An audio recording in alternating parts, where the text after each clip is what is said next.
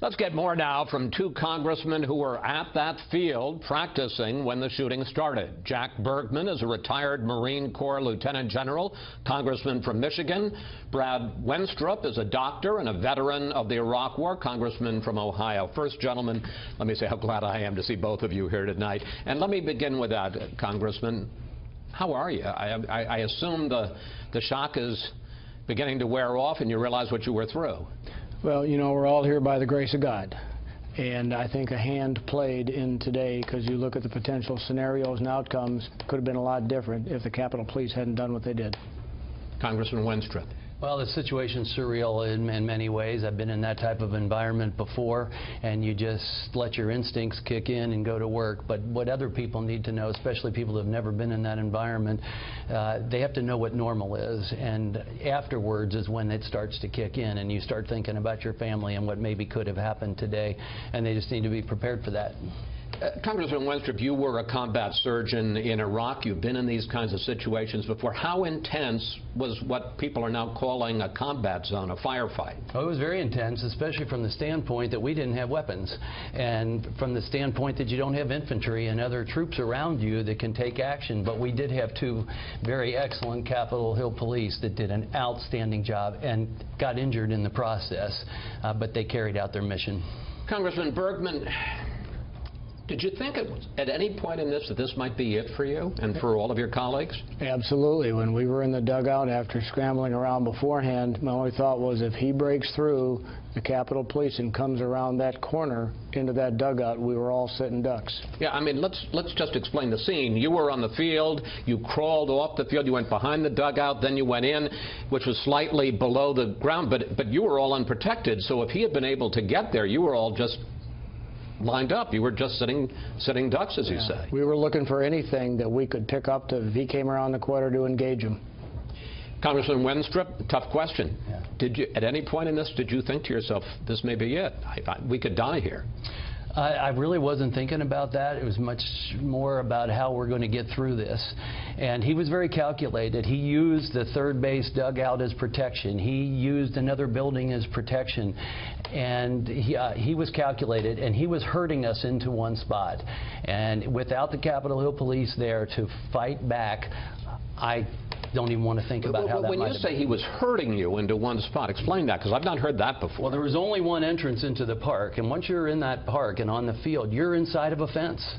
And the only way out is through this one entrance by the first base dugout. And so he starts down on the left field line along third base and starts shooting. So where do people run? We run towards the exit, we run towards the dugout. Right. And you try to take cover. And then he starts maneuvering closer to that spot. And then even comes around from behind home plate. And that's what led to his demise. Now, would you explain that? Because the Capitol Hill Police were in that position, and they were positioned to where they could fire back. Where were they? I mean, you were all in the dugout. You're on the field, you're in the dugout. Where were the police before the shooting started? They are outside that exit that we described that's on the first base line and by the dugout. That's where they're positioned. And when this started happening, you know, they get out behind their car and start to position. So he was coming closer. We had people that were taking cover behind trees and then trying to move behind hardened facilities.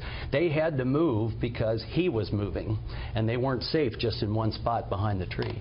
When did you hear, and how grateful were you, Congressman Bergman, when you started to hear the Capitol Police joining this fight?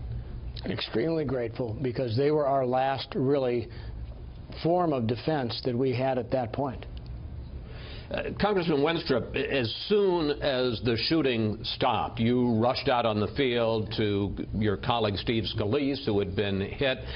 He's through surgery. He apparently is in critical condition, according to the hospital. As somebody who was there, a doctor tending to his wounds, how badly hit was he? Well, you can't really tell, because I found the entry wound. I was able to go in and open things up to where I could see where he was hit. Which is where? Which was on his left hip, on the side, and I could not see an exit wound. So what that's telling me is I don't know where that actually trajected. Was it lodged in his hip? Did it move further up? Did it hit internal organs? Did it hit large vessels? So although you got the bleeding controlled, which we were able to do with tourniquet, etc., in that spot, you don't know what other damage is taking place inside. That was my concern. I kept talking to him. He answered my questions. We got him fluids as best we could because I knew he's losing some fluid inside there. And as soon as he could get some help, get an IV, then I was off to the hospital. Congressman Bergman, there have been a lot of calls today for unity on Capitol Hill, for dialing down the partisan rhetoric. Obviously, there's a kind of a kumbaya moment right now on the Hill, but do you think it can last? Do you think this can change the way folks do business on Capitol Hill and in all of Washington, including us and the media? I think it has to change. In fact, one of the stories that would have been a really nice story about 4 months ago was how the freshman class, both Democrats and Republicans, signed a letter of commitment to civility because we didn't like what we were seeing.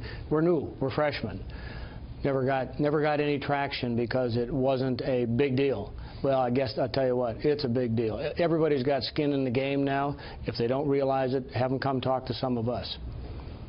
Same question for you, Congressman Wenstrup. You know, we see these crises. We've seen it all too often before. Not here. This hits home. This hits you guys directly in a way that most of them don't, except for Gabby Giffords. But do you think this maybe changes the division, the partisan, ugly gridlock here in Washington? You know, I certainly hope so. Just a week or so ago, I actually wrote a piece that I entitled, "United We Stand, Divided We Fall." We have been tearing each other apart in far too many ways, whether it's members of Congress, whether it's the media, whether it's individuals just out there in their communities. And I think that we should be celebrating the fact that we live in a country where the people get to decide who their elected officials are. We should be grateful for that. You don't always get the one you voted for.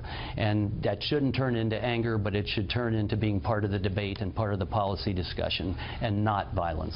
Now, the baseball game is on for tomorrow night. Congressman, you going to be there? Absolutely. In uniform, ready to go. What position do you play, sir? Well, I'm infield. I'm a freshman, so I'm one of the backups right now. So, but the point is, I came to play, I came to win, and I came to have fun with folks, all the folks in uniform. In fact, the freshmen, Dems and the Republicans, but even before this happened, we're going to get our photo made tomorrow before the game in a show of freshman unity. Both parties together. Absolutely. And Congressman Wenstrup, you're going to be there tomorrow? Absolutely. You can't keep me from it now. Gentlemen, thank you. Thanks for telling us your story. Thanks for your bravery. Thanks for your service to the nation. And maybe out of this tragedy, something good can come. We all hope so. We hope so. Yeah. Thank you, gentlemen. Thanks, Thank Chris. you.